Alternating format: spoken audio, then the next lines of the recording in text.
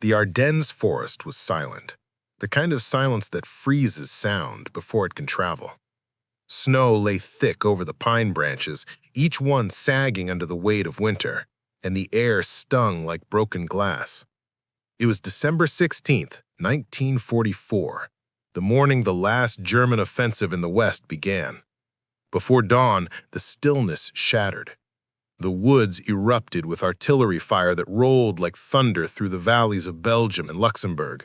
Trees splintered, men scrambled for cover, and miles away in the fog-shrouded town of Bastogne, paratroopers of the 101st Airborne Division awakened to the sound of war returning. To the Americans, the Ardennes had seemed a place for rest.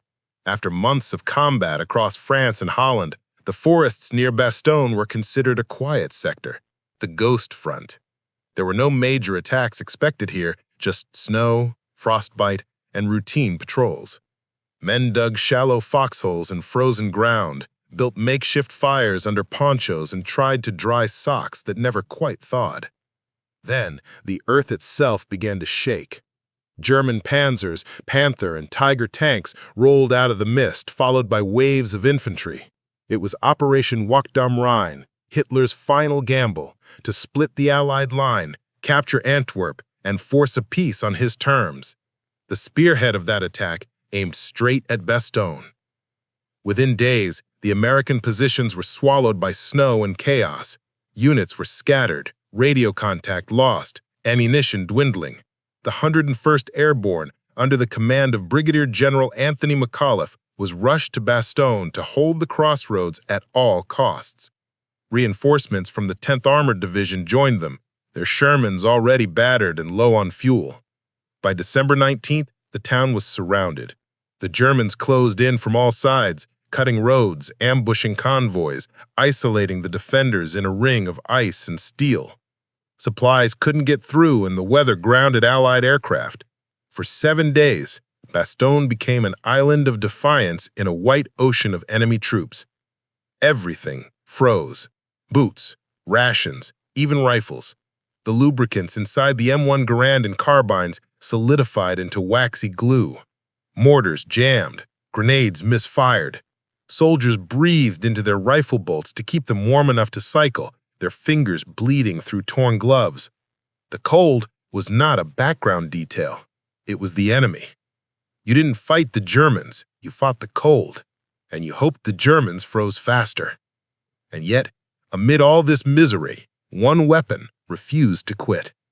The Browning M1919A4, the medium machine gun that had already fought across North Africa, Italy, and Normandy, kept firing when everything else failed. It was heavy, awkward, and brutally loud, but it was unstoppable. While rifles froze shut, the Brownings sang. That was the word men used, singing.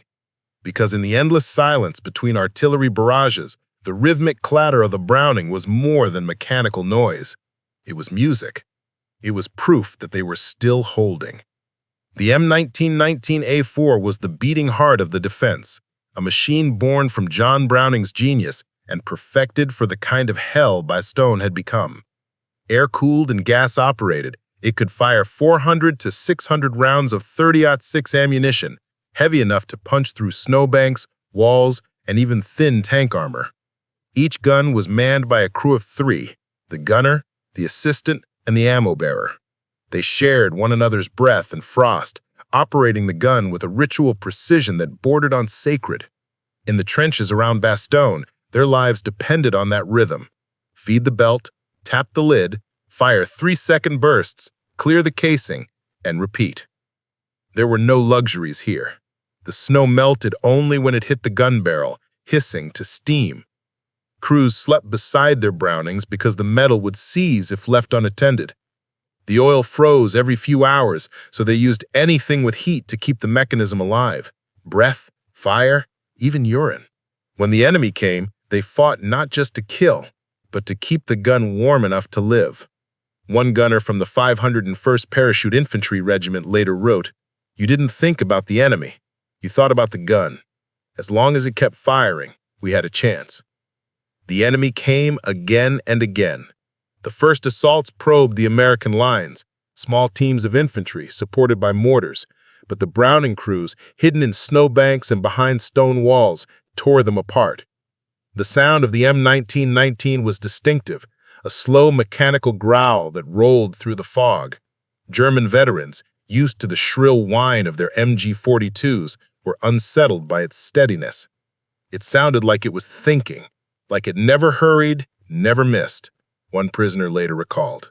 As the siege deepened, the Brownings became the backbone of every defensive sector.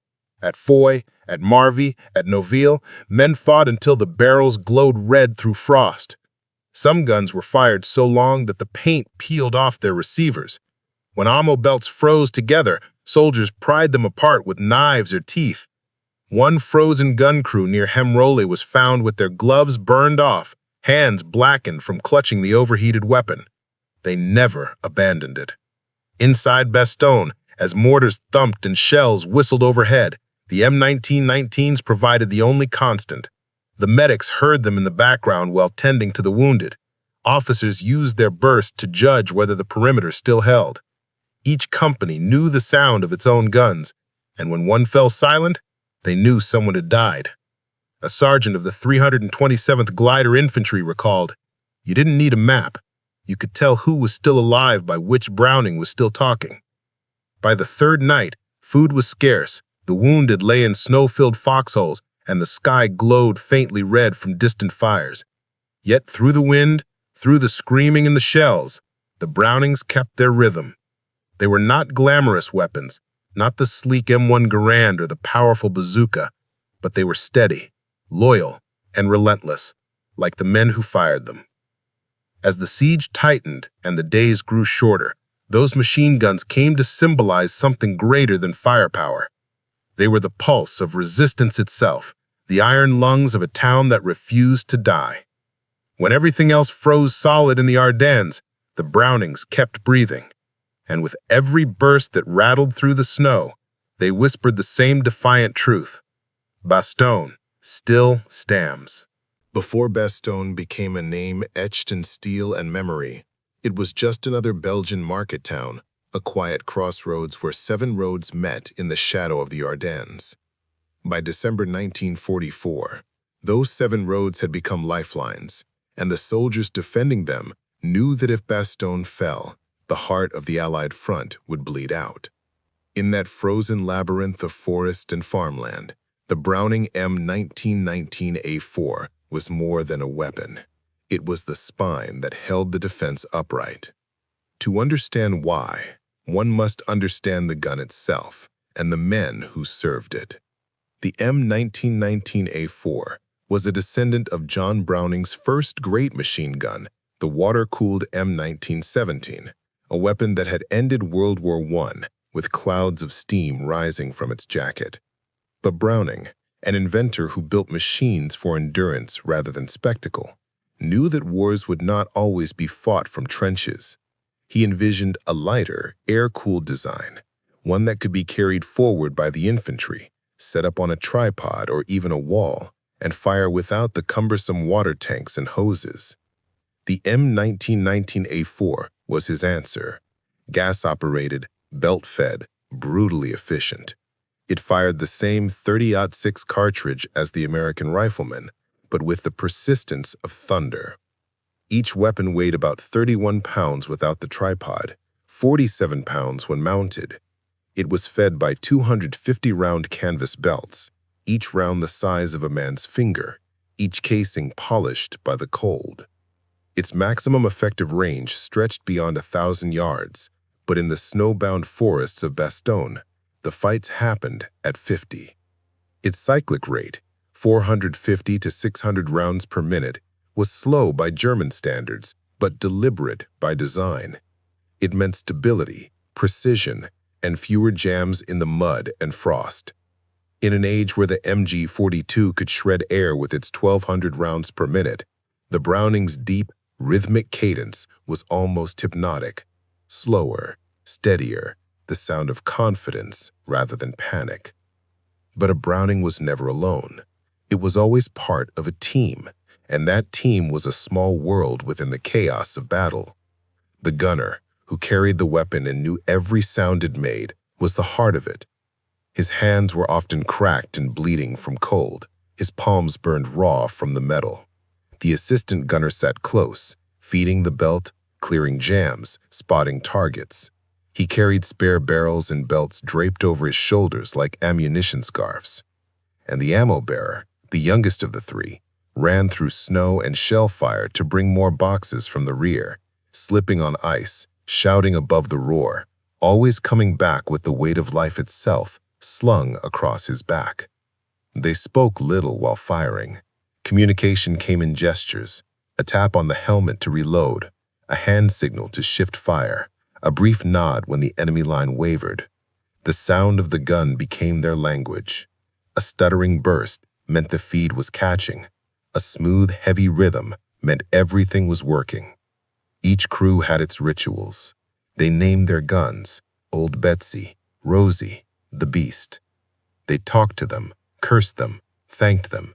In the still moments before dawn, they wiped frost from the receiver with gloved hands and murmured like priests tending an altar. The Ardennes winter tested every bolt and bone. Temperatures dropped to minus 25 degrees Celsius, freezing oil solid inside weapon housings. Rifles became paperweights. Even the sturdy Garand gas systems choked in the cold. But the Browning M1919A4, air-cooled, with wide tolerances and a heavy bolt, kept firing. Crews learned tricks passed down from veterans. Strip the weapon dry of lubricant, run it clean and cold. When the bolt stuck, they breathed on it or poured coffee across the receiver. When that failed, they urinated on it to thaw the ice. It was crude, but it worked. As one gunner from the 10th Armored put it, you'd give it anything to keep it alive, sweat, breath, whatever heat you had left. The gun didn't ask for much, but it demanded discipline. The M1919A4 could fire for minutes on end, but doing so risked overheating the barrel, melting the rifling, and causing a cook-off, a spontaneous discharge from the heat. In Bastogne, men learned to fire in controlled bursts. 4 seconds, pause. 4 seconds, pause. The rhythm of survival. The assistant gunner would count out loud. 1, 2, 3, 4. Stop. When a target was close, discipline gave way to instinct. The Browning roared until steam rose from its barrel. The snow beneath it melted into black slush, and the empty casings formed brass drifts at their knees. The crews of the 101st Airborne and 110th Armored didn't have fortifications, just frozen dirt and improvised bunkers made of tree trunks and ration boxes. They dug holes deep enough for the tripod legs, packed the snow around them, and built firing slits from stones and ice. They learned that a Browning could not only kill, but shield. Its bursts made the Germans hesitate, duck, lose time, and time was everything. Every second bought meant another wounded man evacuated, another squad repositioned, another prayer whispered in the dark.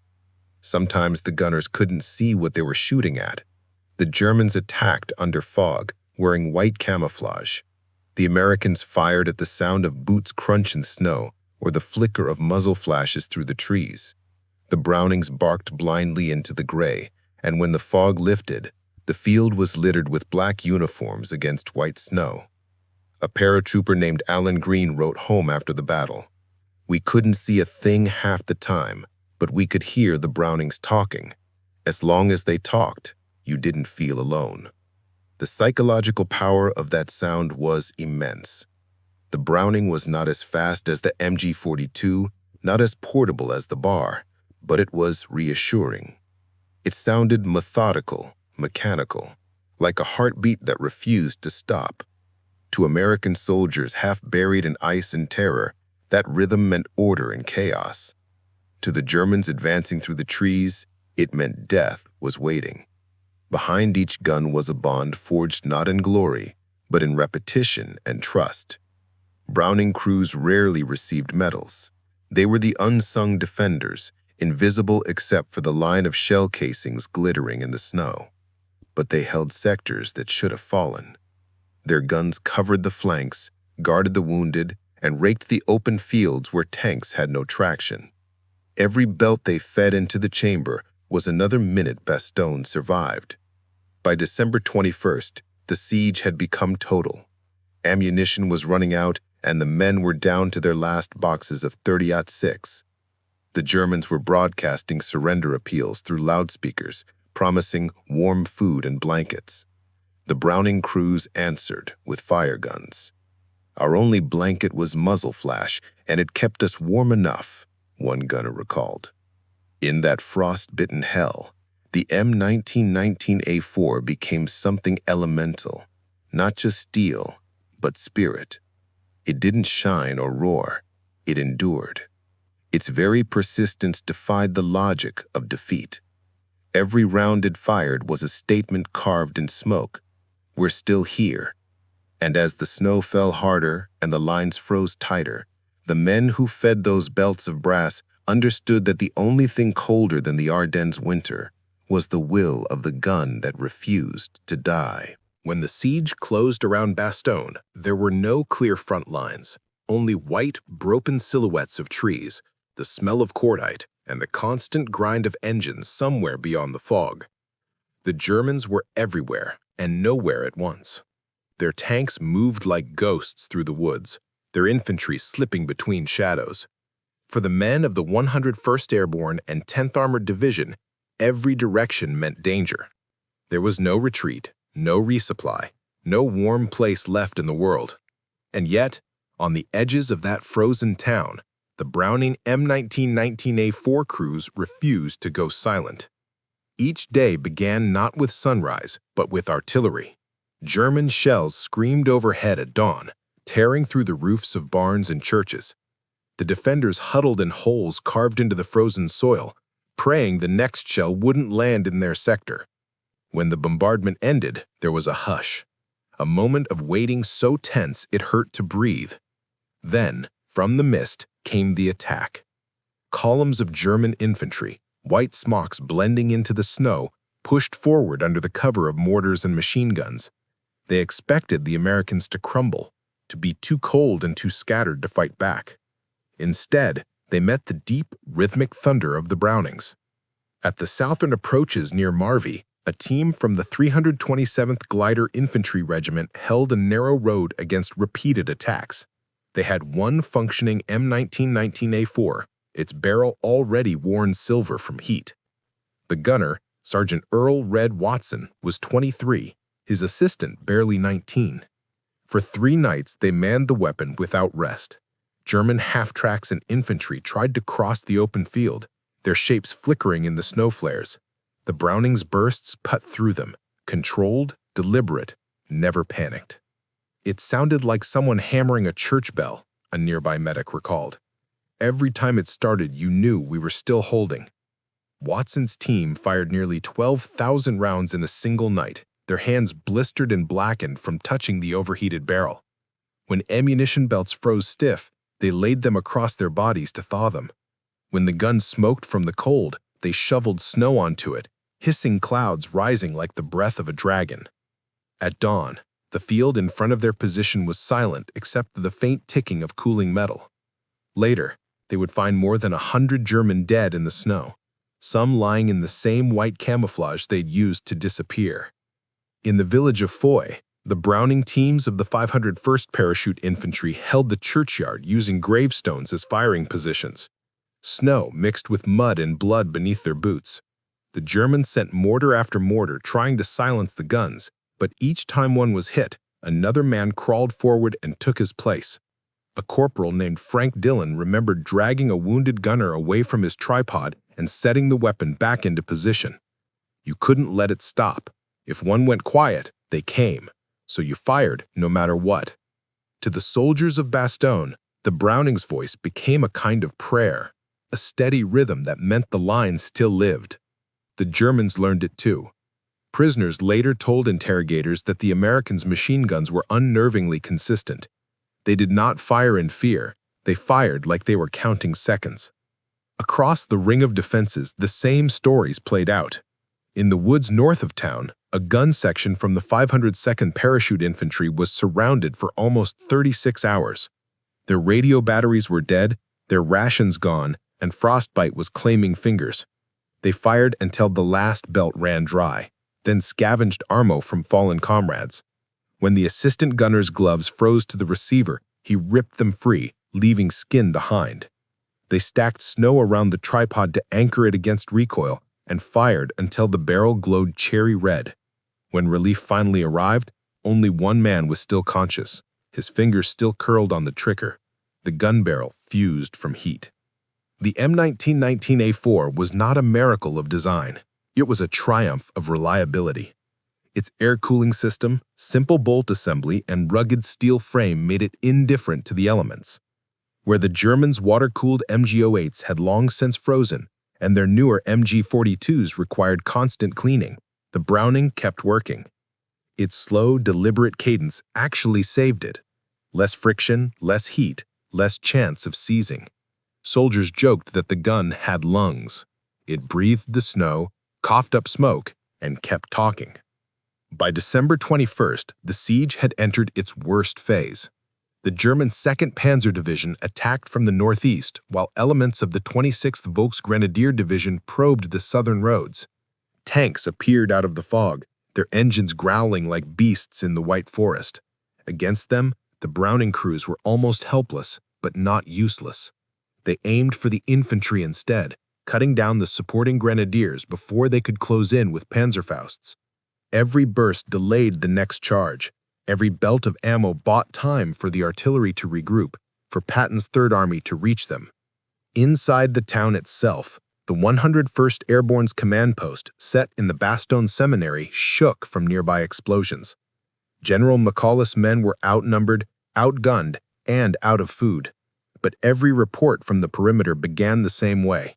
Our Brownings still operational. In one after-action log, a lieutenant scribbled the words, "They're freezing, they're starving, but the guns still sing." Night was the worst. The cold deepened, the fog thickened, and the battlefield vanished into blackness. The Germans tried to infiltrate between American lines, creeping silently in the snow. But every time they got close, a Browning opened up, its orange muzzle flash lighting the trees, tracer rounds cutting ribbons through the night. The sound of the gun echoed from hill to hill, bouncing off ice and timber, until it seemed like the whole forest was alive with defiance. There were moments where everything else stopped. Artillery gone silent, mortars spent, rifles frozen. Only the Brownings remained. In that stillness, their roar became the heartbeat of Bastogne itself. Soldiers on the far side of town could tell when another sector was under attack by the pattern of the guns. Short bursts meant probing fire, long bursts meant a full assault. It was like Morse code, said one paratrooper. The Brownings talked to each other through the snow. On December 23rd, the sky finally cleared. For the first time in a week, sunlight broke through the clouds, glinting off the snow like shattered glass. The men thought it was a trick of the cold until they heard the faint hum above them, the sound of C-47s. The long-awaited airlift had arrived. Parachutes blossomed across the sky carrying crates of food, medicine, and most importantly, ammunition. The Browning crews cheered, though most could barely move their frozen lips. They reloaded their belts and fired into the distance, not at the enemy this time, but as a salute. That day, the defenders of Bastogne were still surrounded, still bleeding, still half-frozen, but they knew the line would hold, because the guns had never stopped. When mortars failed, when rifles froze, when men fell asleep sitting upright from exhaustion, the Brownings kept their rhythm. It wasn't just the sound of firepower, it was the sound of defiance. And as dusk fell again over the Ardennes, with smoke curling up from shattered barns and snow still drifting through the trees, the last thing the Germans heard was that same stubborn drumbeat echoing through the forest, the song of the Brownings, singing for a town that refused to die. By the fourth week of December 1944, Bastogne had become a frozen island of exhaustion. The snow no longer looked white, it was gray, churned by boots, stained with smoke and blood. The men of the 101st Airborne Division and the 10th Armored Division had been under siege for nearly 10 days, and time itself had frozen with them. The temperature dropped below -20 degrees Celsius. Food was scarce, water turned to ice, and the human body became a machine of endurance. Fingers split open, lips bled, eyelids froze together at night. And through it all, the Browning M1919A4 crews kept their posts, half buried in snow, feeding belts of ammunition through guns that had long since become extensions of their own bodies. Sleep was a luxury none could afford. Every few hours, a German artillery barrage would sweep across the lines, followed by probing attacks. The enemy seemed endless. Volksgrenadiers, Waffen-SS, paratroopers, all fighting under the same gray sky. Between battles, there was silence. Not peace, but a silence so heavy it pressed on the chest. You could hear your own heartbeat, one gunner remembered. Then you'd hear the Browning, and you knew someone else was still alive. The crews no longer spoke much. Their world had shrunk to a rhythm. Feed the belt, fire, clear the snow from the barrel, count the rounds, and start again. Their gloves were stiff with frozen sweat, their hands cracked and blackened by frostbite. When the guns iced over, they used bayonets to chip the bolts free. Some gunners removed their gloves entirely to feel the weapon better, skin fusing briefly to the steel before tearing away. They joked that the gun had tasted blood and that it liked it. The assistant gunners worked beside them in silence, pushing stiff belts into the feed tray with trembling hands. Each belt weighed several pounds, each bullet a small promise of survival. They moved like ghosts in the fog, faces pale and hollow. Yet there was something sacred in their work. You didn't think of it as fighting, wrote Private Lawrence Moffat, a Browning assistant in the 502nd Parachute Infantry. It was like keeping a fire alive. You fed it, kept it breathing, because if it went out, everything went dark. Sometimes the snow fell so thick that it muffled the gunfire entirely. The men could barely see 10 feet ahead. When the Germans attacked under that curtain of white, they appeared like phantoms, their outlines barely visible until they were almost on top of the line. Then the Brownings erupted, long, sustained bursts that shattered the silence. The muzzle flashes lit up the night like lightning. The crews fired until they couldn't tell if the steam rising around them was from the gun or their own breath.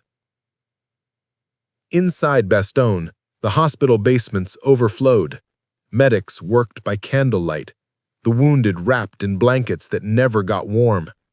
They could still hear the machine guns outside, thumping in the distance like heartbeats.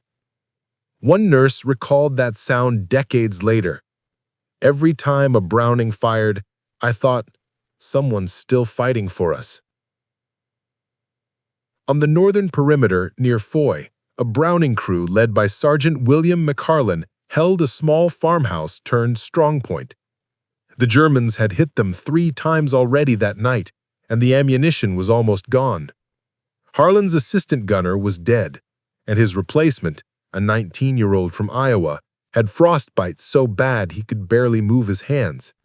Still, they refused to abandon the gun.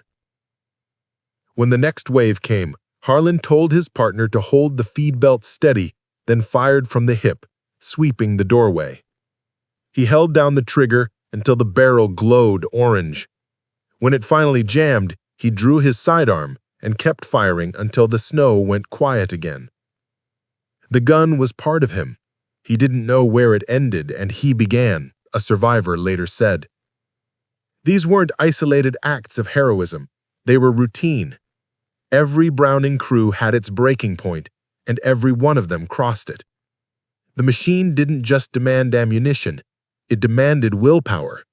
You had to want it to live. Soldiers burned rations and spare socks for warmth, poured coffee or melted snow over the receiver to keep it cycling. They traded extra belts between foxholes like currency.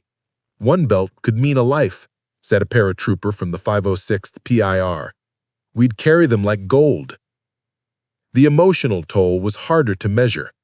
Many men began talking to their guns as if to a comrade. Some even gave them names, like Stella, Old Reliable, Betsy. They cleaned them like they were living things, wiping frost from the receiver, whispering promises under their breath. "Come on, girl, don't die on me now." The gun didn't. There were moments, brief and terrible, when the lines faltered. One sector, manned by the 327th Glider Infantry, was nearly overrun when a Browning crew was hit by mortar fire. The gun fell silent, and the Germans began to advance. A runner carrying ammunition heard the silence and turned back. He found the crew dead, their gun half buried in snow. Without hesitation, he dropped to his knees, cleared the jam, and opened fire. The Germans froze. They thought the line was gone.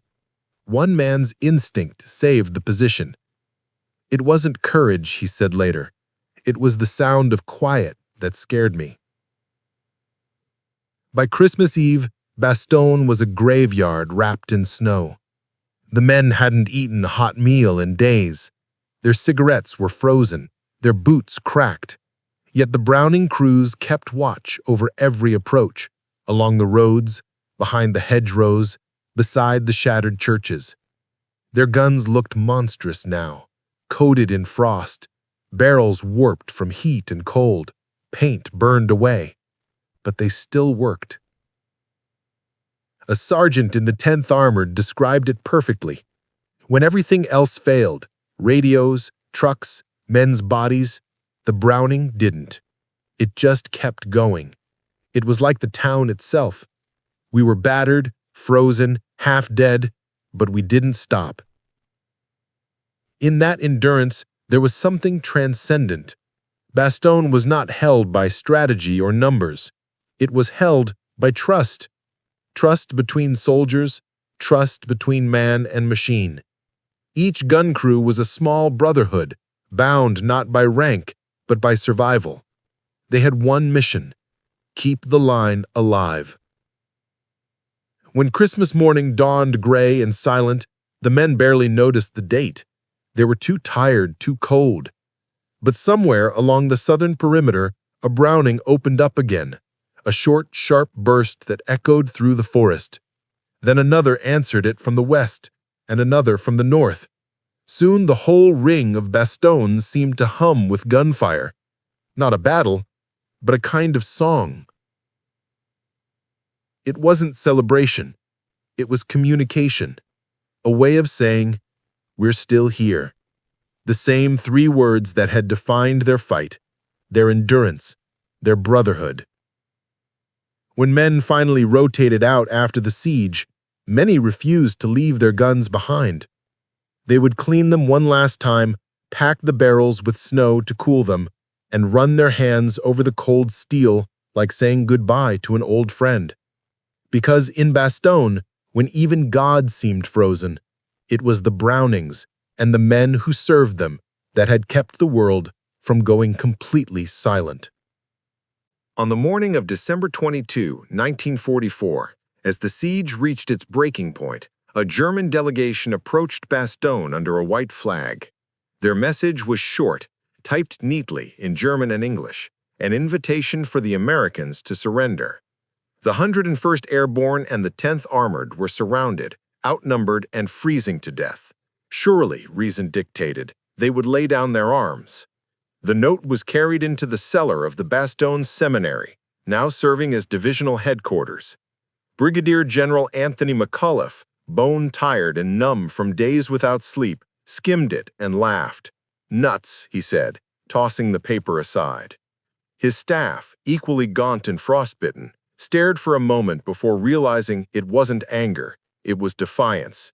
The single word, absurd, defiant, perfectly American, became their answer: nuts.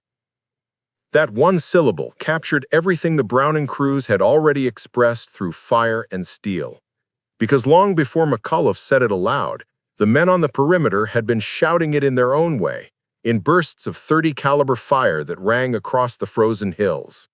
Every time the Germans demanded surrender with mortars and machine guns, the answer came back in the stuttering growl of the M1919A4.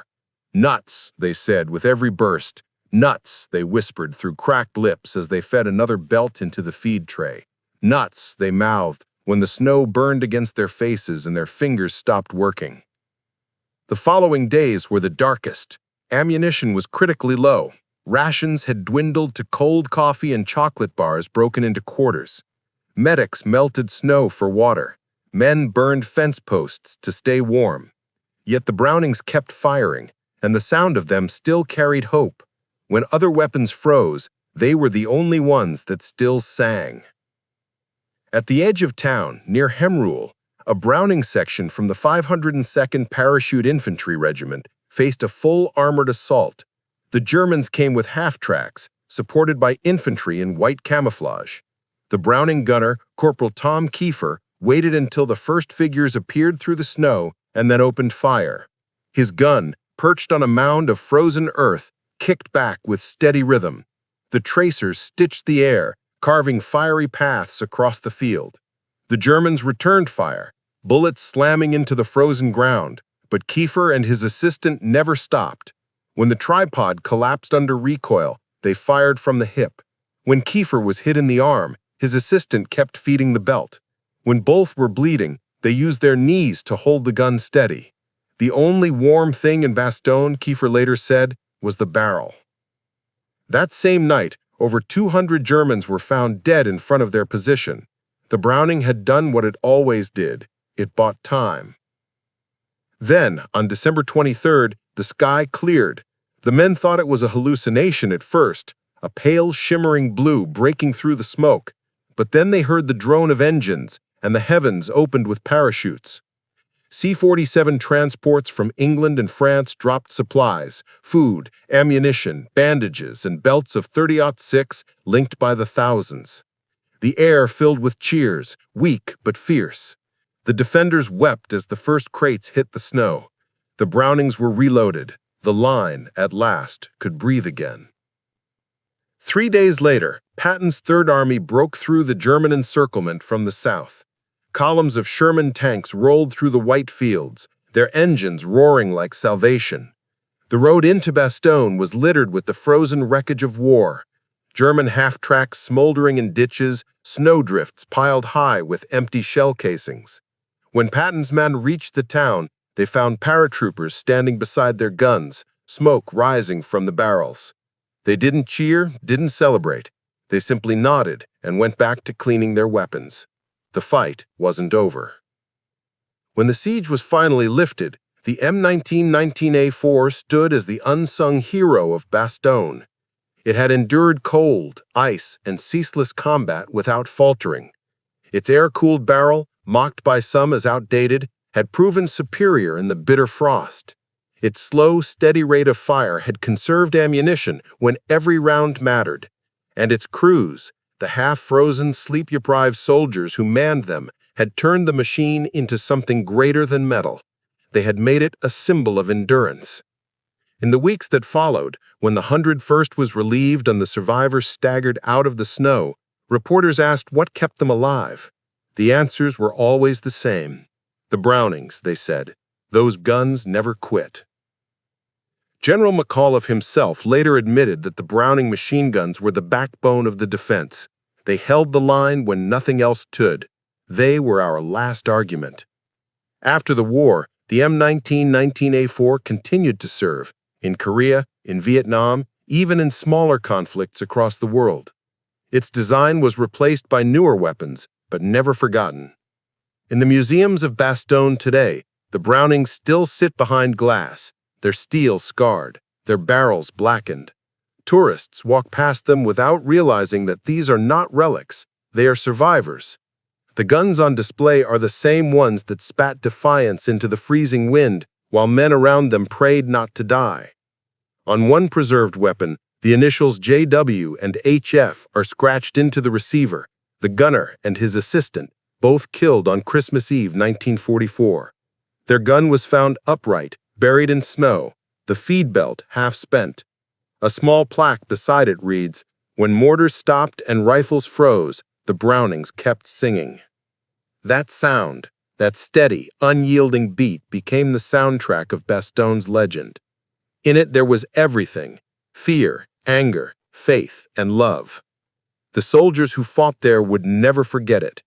They would hear it in their dreams for the rest of their lives, the deep thud of the Browning echoing across a white forest, the proof that they had not been abandoned. History remembers Bastogne as a miracle of resistance, a story of airborne heroes and impossible odds. But in the end, it was not miracles that held the line. It was machines, and the men who refused to let them fall silent.